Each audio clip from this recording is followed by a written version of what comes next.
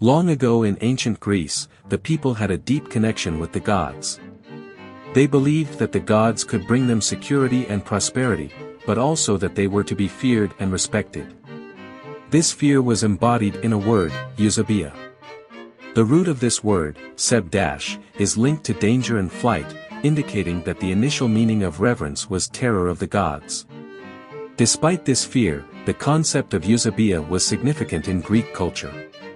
It emphasized the belief that actions appropriate to the gods would lead individuals to do the right thing, live a virtuous life, and seek divine intervention in times of need or danger. For the Greeks, Eusebeia was more than just performing actions suitable to the gods, it also stressed the importance of having awe and worship for the divine beings. Interestingly, the concept of Eusebeia is still embedded in modern-day society. Although the gods are worshipped in different ways, individuals strive to act in a manner pleasing to the divine forces they believe in order to attain peace and tranquility. In the New Testament, Eusebeia is used to describe piety towards gods, but also the veneration of ancestors. This idea suggests a significant correlation between Greek and Christian beliefs. The term plays a crucial part in both religious aspects and philosophical ideology of society, signifying the depth of connections the ancient Greeks had with their gods and the influence it had on their daily lives. Overall, Eusebeia captures the essence of the relationship between people and the gods. It reminds us that despite the passage of time, certain concepts in ancient Greece still shape our lives today. Once upon a time in ancient Greece, there was a young boy named Ariston who lived in Athens. He was always fascinated by the concept of Eusebeia and made it his goal to live his life in accordance with tradition and respect towards the gods.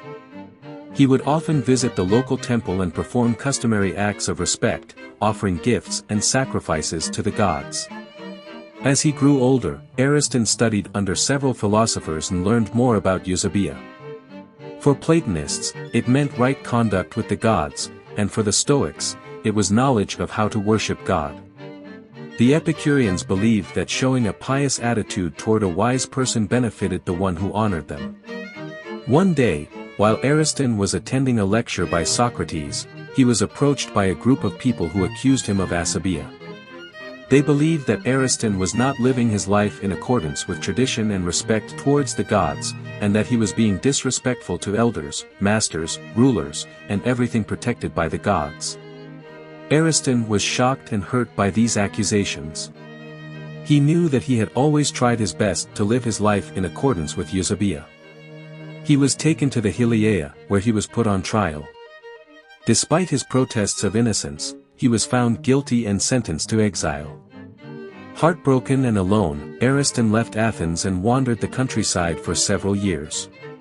He continued to perform customary acts of respect to the gods and demonstrate proper respect to elders, masters, rulers, and everything protected by the gods.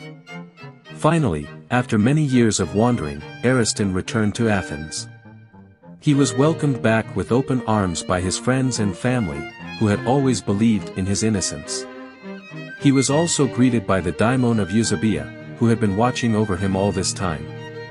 She smiled at him and whispered, "You have shown true piety, loyalty, duty, and filial respect. You have honored me and all that I represent. You are a true follower of Eusebeia." Ariston felt a sense of peace and contentment wash over him. He knew that he had finally found what he had been searching for all these years, a life of Eusebeia and respect towards the gods. Do you want to explore more Greek mythology stories? Who do you want to see featured next? Subscribe and leave a comment below to let me know. I'll see you in the next video.